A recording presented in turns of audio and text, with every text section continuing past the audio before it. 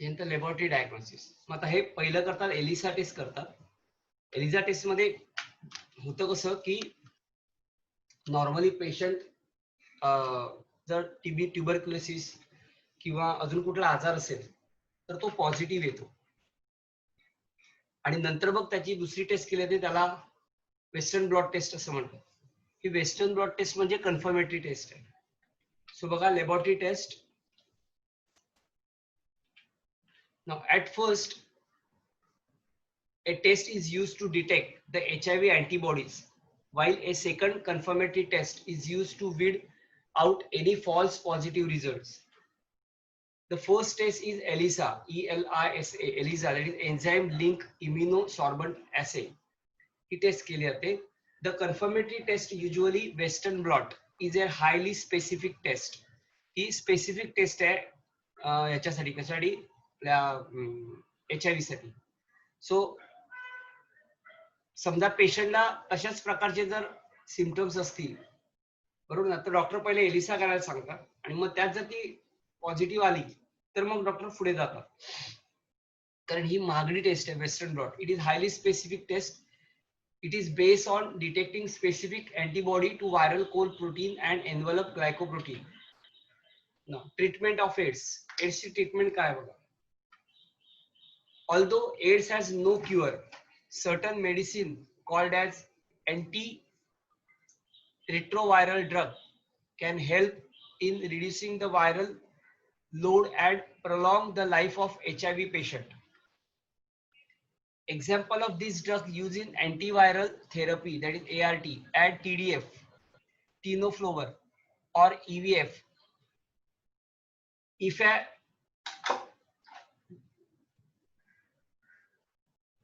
Efavirenz and lamivudine, that is 3TC. हे वेगवेगळे drug आहेत. हे ड्रग या ट्रीटमेंटच्या ह्याच्यासाठी वापरले जातात.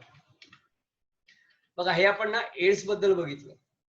ओके, इथं ना तुमचा हे सगळे डिसीज संपले. पण पहिला बघितला तो इम्युन सिस्टीम बघितलेली. इम्युन सिस्टीम बद्दल आपण डिस्कस केलेलं. इम्युन सिस्टीम मध्ये दोन पार्ट बघितलेले, इनेट इम्युनिटी, ॲक्वायर इम्युनिटी. हा इम्युनिटीचा पार्ट बघितला. त्याच्यानंतर आपण वेगवेगळे डिसीज बघितले, जे काही बॅक्टेरिया होते, काही व्हायरल होते, काही प्रोटोझोन्स होते, असे वेगवेगळे डिसीज बघितले. त्याच्या डिसीज मध्ये पण परत आपण असे दोन पार्ट बघितले, जे इन्फेक्शियस आणि नॉन इन्फेक्शियस आहे, म्हणजे कम्युनिकेबल आणि नॉन कम्युनिकेबल डिसीज बघितले. त्याच्यानंतर आपण आता बघणार आहोत that is called as adolescence. Actually adolescence म्हणजे काय माहितीये का, अगदी स्पष्ट सांगायचं झालं तर टीनेज संपून, टीनेज म्हणजे बाल्यावस्था संपून तरुण अवस्थेत, टीनेज संपून प्युबरिटी मध्ये, प्युबरिटीची स्टेज चालू होते, त्याच्या मधला जो फील्ड आहे त्याच्यामध्ये डेव्हलप वेगवेगळे चेंजेस होतात, त्याला म्हणतात adolescence. So it is the period of beginning with the appearance of secondary sexual characters and a termination with cessation of somatic, that is body growth. It can also be regarded as a transitional state of physical and mental development of child occurring between puberty and legal childhood, between 10 to 19 years of age, where individual is no longer a child but not yet a adult. म्हणजे ना तर तो adult ना तर तो child, याच्या मधली stage.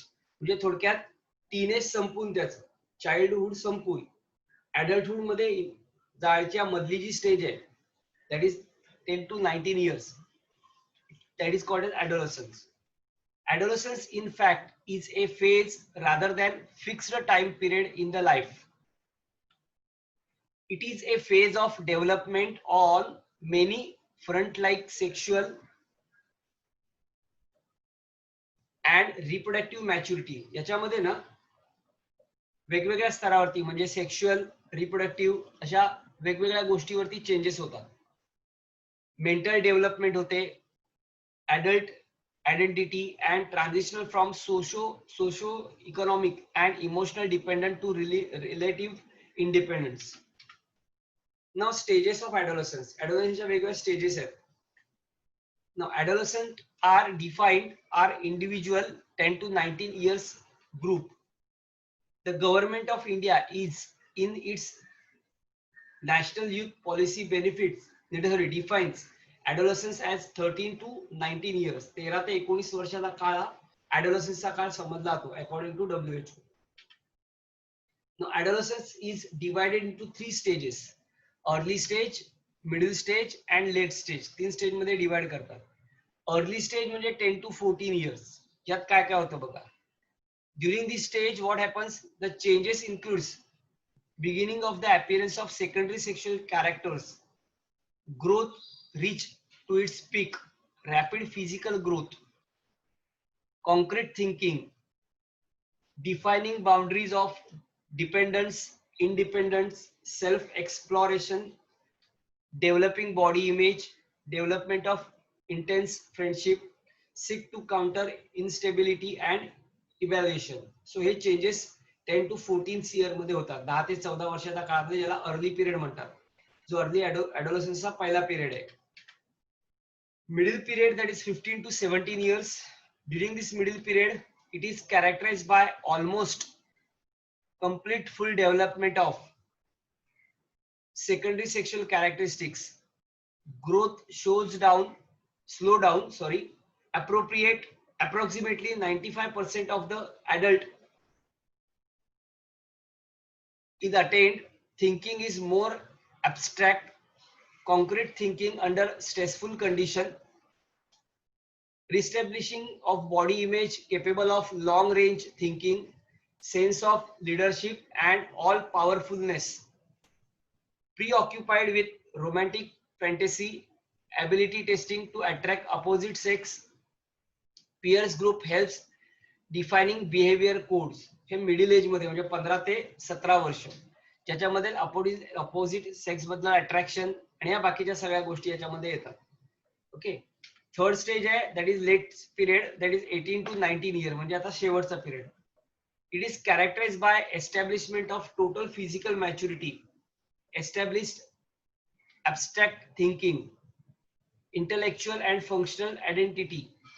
Peers group resides in favor of individual relationship, stable relationship and change from childhood to adulthood relationship.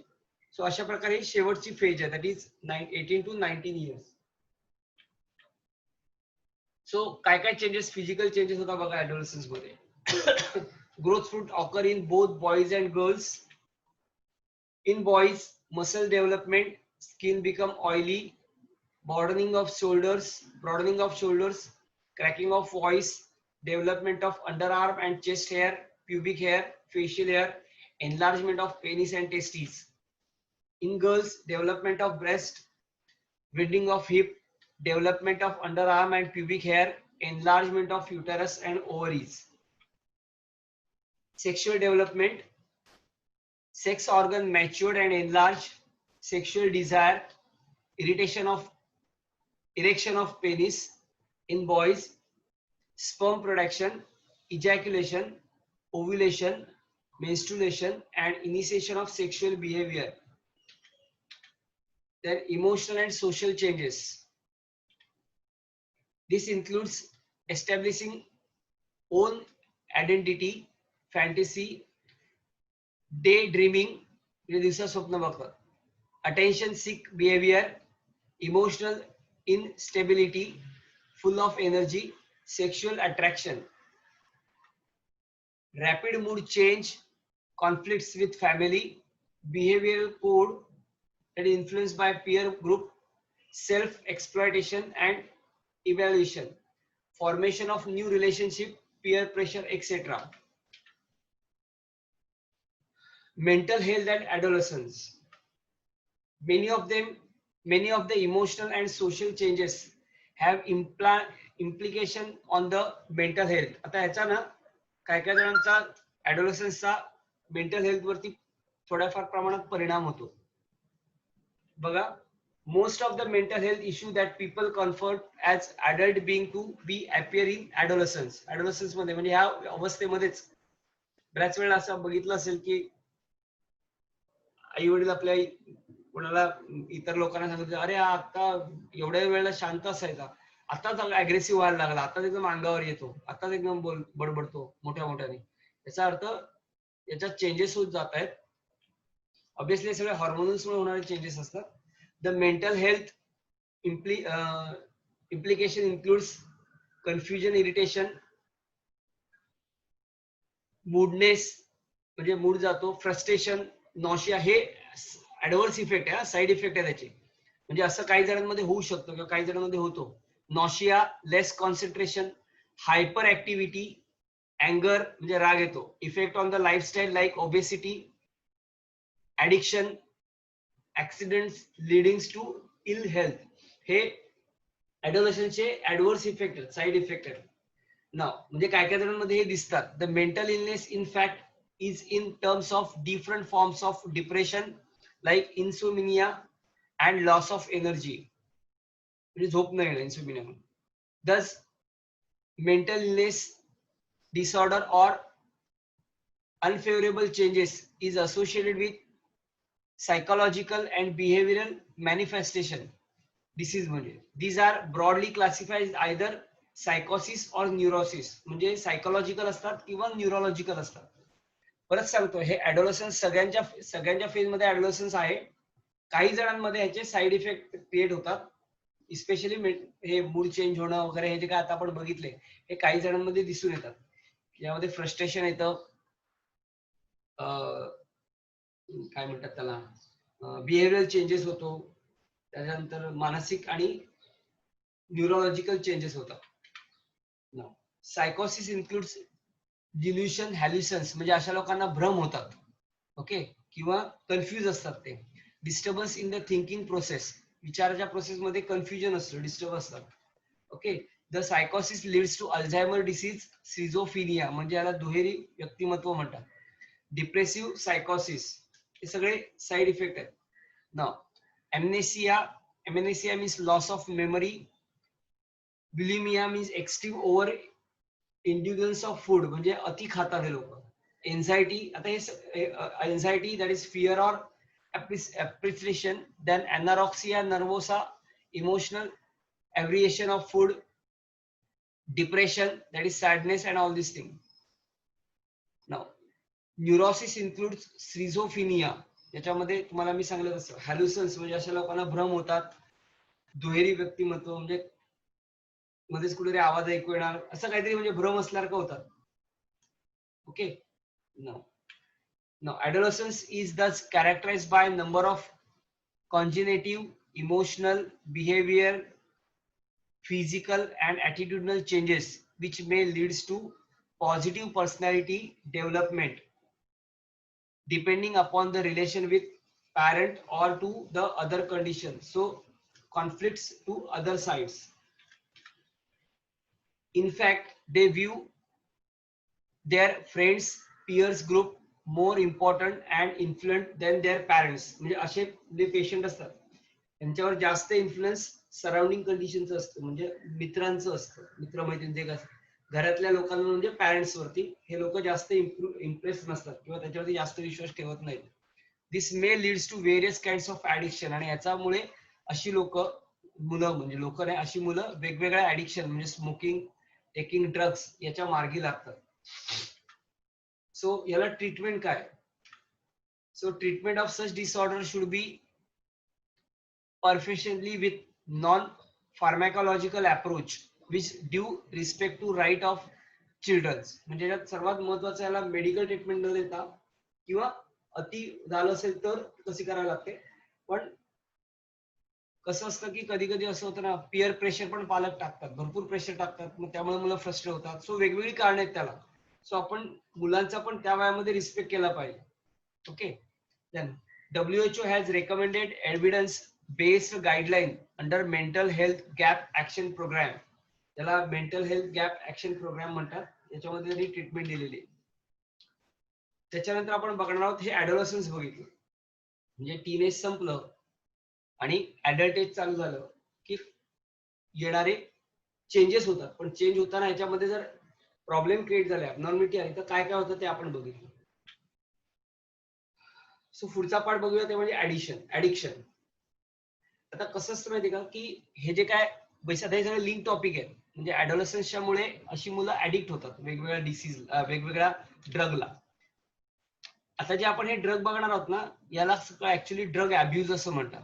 Basically हे सगळे ड्रग वेगवेगळ्या कारणासाठी म्हणजे मेडिसिन म्हणून ते वापरले जातात.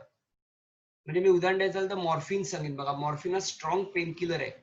जेव्हा कॅन्सरचा पेशंट लास्ट स्टेजला असतो किंवा ज्याची मोठी सर्जरी झालेली असते त्यावेळेला हे मॉर्फिन देतात, पण मेडिसिन म्हणून वापरतात. पण ह्याचा उपयोग ही मुलं किंवा हे लोक ऍडोलसन्स मध्ये प्रॉब्लेम झालेले किंवा ड्रग घ्यायला लागतात, म्हणजे मॉर्फिन घ्यायला लागतात. नशा आणण्यासाठी जेव्हा या गोष्टी वापरल्या जातात तेव्हा त्याला ड्रग अब्युज असं म्हणतात. अजून एक उदाहरण द्यायचं झालं तर तुम्हाला मी असं सांगेन की बघा, डॉक्टर जे टॉनिक देतात आपल्याला, म्हणजे टॉनिक जे घ्यायला देतात सिरप, काही सिरप असतात ना ती जेवणा अगोदर डॉक्टर 1 तास घ्यायला सांगतात. तर त्यात फार जवळ तुम्ही बघितलं असेल, त्याचे कंटेंट वाचले असेल, तुमच्या असं लक्षात येईल ह्याच्यामध्ये ना अल्कोहोल असतं. घेतल्यानंतर ते टॉनिक लक्षात येतं. अल्कोहोल आहे ना, हे एका छोट्या क्वांटिटी मध्ये, एकदम mild quantity, it acts as a appetiser, म्हणजे भूक वाढवण्यासाठी काम करतो. पण ह्याच अल्कोहोलचा उपयोग जर वेगळ्या पद्धतीने केला तर मात्र तो ड्रग ऍडिक्शन म्हणून किंवा ड्रग ऍडिक्ट म्हणून केला जातो. बरेचसे पेन किलर आहेत, बरेचसे सेडेटिव्ह आहेत, जे वेगवेगळे ड्रग इस्पेशली सायकॅट्रिक्स वापरतात. या सगळ्या काही नार्कोटिक असतात, काही नर्वस स्टिम्युलंट असतात, काही मूड स्विंग नॉर्मल करायला असतात. असे ड्रग सायकॅट्रिक्स वापरतात, म्हणजे मानसोपचार तज्ञ वापरतात. पण हे औषधं रॉंगली जर घ्यायला लागले, चुकीच्या पद्धतीने नशा आणण्यासाठी जर वापरायला लागले तर त्याला ड्रग अब्यूज असं म्हणतात. आणि मग ह्याच्या आहारी गेल्यानंतर ऑब्विसली माणूस त्याला ऍडिक्ट होतो. That is drug addiction. So this is a complex condition characterise by compulsive use of substance despite of its harmful consequences. त्याच्यावरती तो आणि डिपेंड राहतो, डिपेंडन्सी वाढते. The addiction may involve the use of substance, drug such as alcohol, opioid, cocaine, nicotine, and other, or behaviors such as gambling. There is scientific evidence that the addictive behaviors share key neurobiological failure. They intensively involve brain pathway of reward and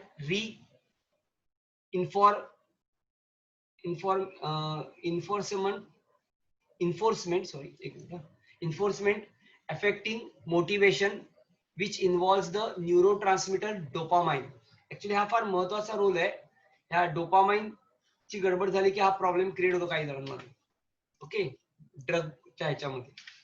now it is important to know that the neurological changes are reversible after the substance used to behavior is discontinued. म्हणजे काय होतं की हे drug घेऊन त्यांच्यामध्ये neurological behaviour change होतो. Neurological behaviour change झाला आणि अशा वेळेला जर ड्रग स्टॉप केले इमिजिएटली किंवा ड्रग थांबवले तर हे ऍडव्हर्स इफेक्ट येतात किंवा रिव्हर्सिबल इफेक्ट दिसतात अशा पेशंटमध्ये.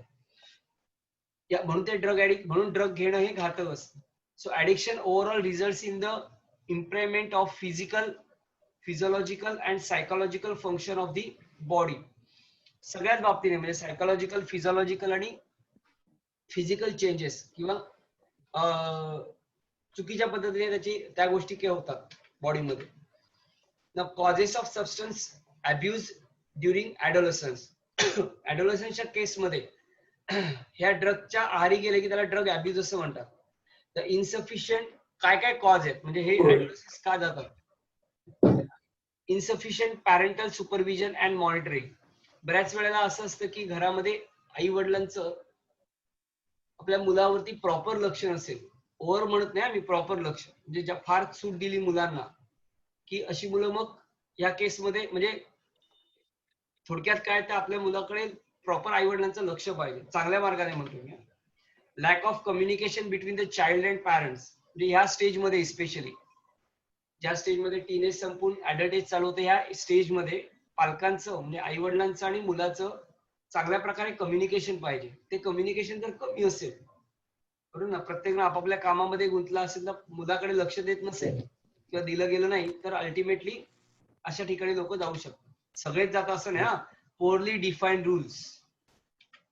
देन फॅमिली कॉन्फ्लिक्ट, म्हणजे घरामध्येच फॅमिली प्रॉब्लेम्स काय असतील आई वडिलांमध्येच. Favourable parental ऍटिट्यूड्स.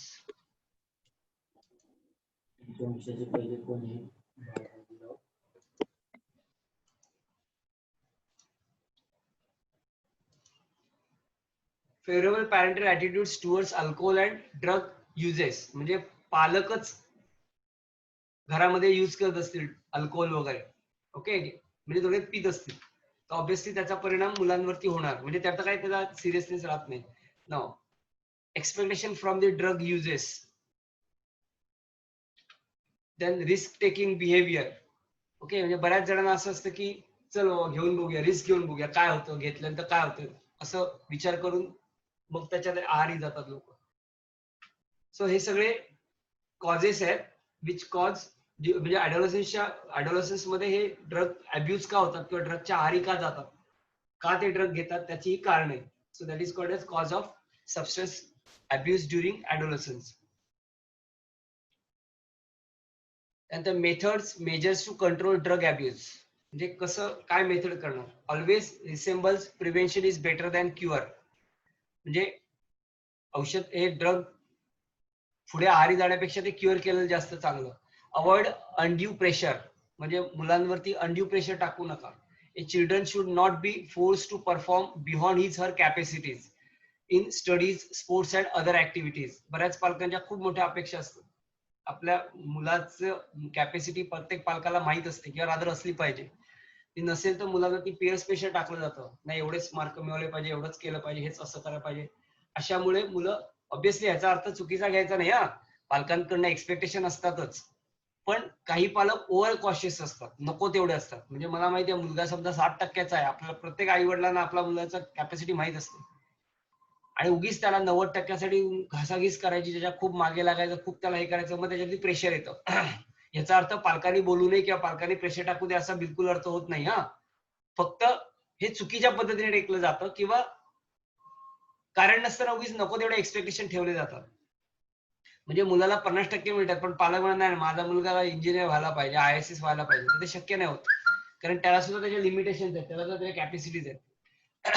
Now educate and counseling of child to face the problem and stress, to accept disappointment and failures as a part of life. मुलांना education दिलं पाहिजे की अशा प्रकारचं काउन्सिलिंग केलं पाहिजे की फेल्युअर सुद्धा पचवता आला पाहिजे किंवा स्ट्रेस मध्ये सुद्धा आपल्याला फेस हे याच्या प्रॉब्लेम फेस करता आले पाहिजे. म्हणजे सगळ्याच वेळेला आपण जिंकत नाही ना, सगळ्याच वेळेला आपल्याला हवी ती गोष्ट मिळत नाही की हवी तशी गोष्टी होत नाही. तुम्हाला डिसअपॉइंटमेंट सुद्धा पचवता आली पाहिजे, एक्सेप्ट करता आली पाहिजे, प्रॉब्लेम्स स्ट्रेस फेस करता आला पाहिजे, हे एज्युकेट केलं पाहिजे, काउन्सिलिंग करायला पाहिजे. Now channelise the energy to child in sports, studies and other constructive activities.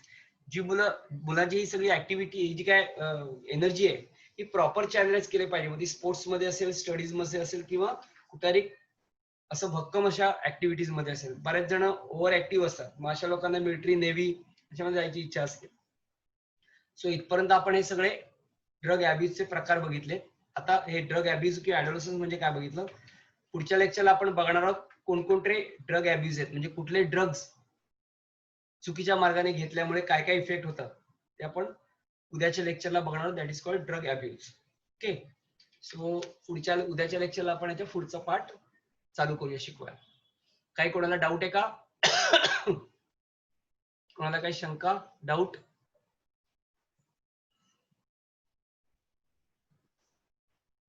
Hello, कोणाला काही डाऊट आहे का याच्यात? एकदा वाचायचं पुस्तकात ना ते व्यवस्थित, पुढचा आपण टॉपिक चालू करू द्या. कोणाला काही शंका नाहीत ना?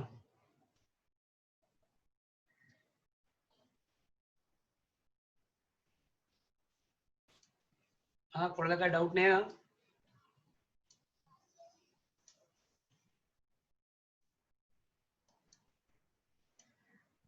ओके, ठीक आहे, ठीक आहे. जरा वाचा, पुढच्या लेक्चरला आपण पुढचं ड्रग अब्यूज पासून चालू करू. चला, मी इकडे थांबवतोय टॉपिक. बाय, एंड करतो.